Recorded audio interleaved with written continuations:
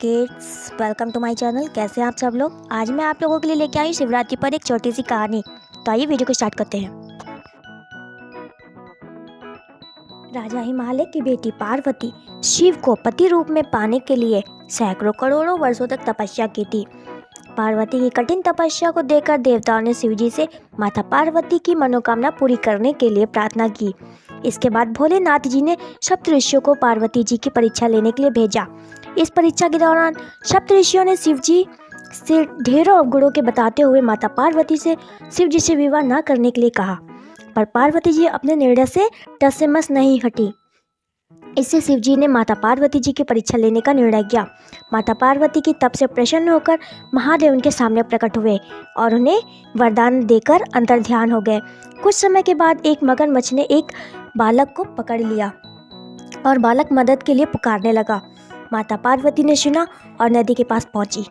बच्चे ने अपनी जान बचाने का आग्रह किया। माता पार्वती ने मगर से कहा, इस बच्चे को छोड़ दो।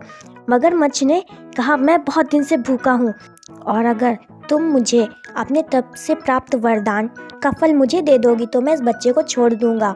माता पार्वती तैयार हो गई और अपने वरदान का फल उस मगरमच्छ को दे दिया और दोबारा भगवान जी से प्रसन्न करने के लिए फिर से तप करने लगे। इस बार भोलेनाथ जी दोबारा प्रकट हुए और देवी पार्वती से बोला, मैं तो तुम्हें मनवांछित फल दे चुका हूँ, तो फिर तप क्यों कर रही हो। पार्वती ने मगरमच्छ वाली सारी बात बताई और कहा, मैंने उस बच्चे की जान बचाने के लिए अपने तप का फल उसे दे दिया। मैं मेरे सामने किसी बच्चे को ऐसे मरते नहीं देख सकती। महादेव शिव जी ने कहा, देवी पार्वती तो मेरी परीक्षा में सफल हुई। भगवान भोलेनाथ की बात को सुनकर देवी पार्वती मुस्कुराने लगी और शादी की तैयारियां होने लगी। शिव की बारात पार्वती के द्वार पहुंचनी थी, पर उसमें सबसे बड़ी समस्या यह थी कि विवाह के लिए तैयार कैसे हुआ जाता है। सभी शिवगण आपस में बातचीत कर रहे थे कि शिव जी को कैसे तैयार करें। फिर बाद में शिवगणों ने शिव जी को भस्म लगा दी और हड्डियों का माला पहना दिया और बारात लेकर निकले। बारात में सभी बाराती बने भूत प्रेत, नाग नागिन, पिशाच, देव, दानव, ये सब बाराती बनकर पहुंचे। वहां माता पार्वती भी 16 श्रृंगार करके तैयार हो गई।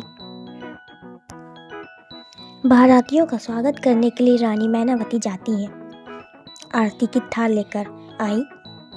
रानी मैनावती ने जैसे ही शिव जी को देखा, शिव जी के रूप को देखकर चकरा गई। वो डर कर कहने लगी, ये कैसा दूल्हा है।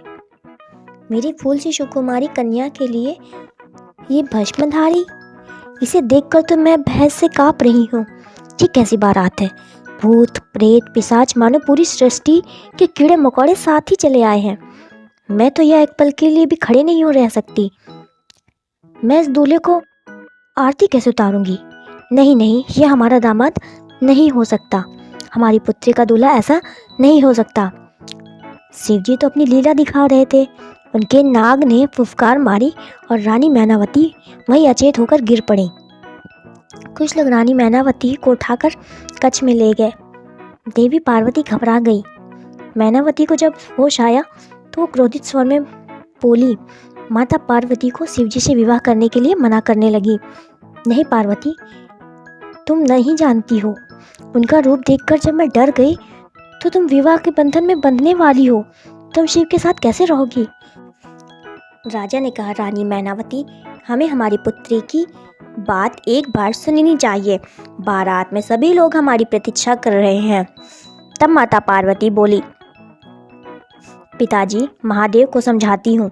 पिताजी, मुझे बस एक बार महादेव से मिलने की आज्ञा दीजिए। मैं बस एक बार उनसे मिलना चाहती हूँ। माँ, पिताश्री आपको शिव उसी रूप में मिलेंगे जैसा आप चाहते हैं।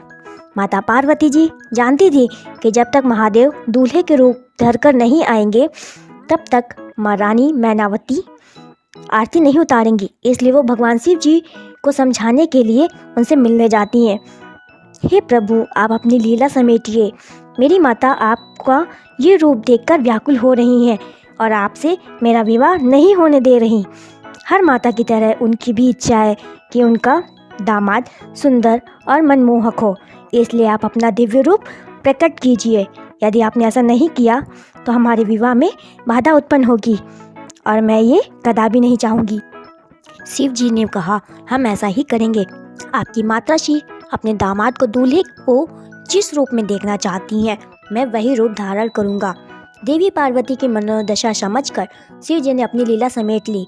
भगवान शिव अपने चंद्रमौली रूप को धारण करके सबका मन मोह रहे थे।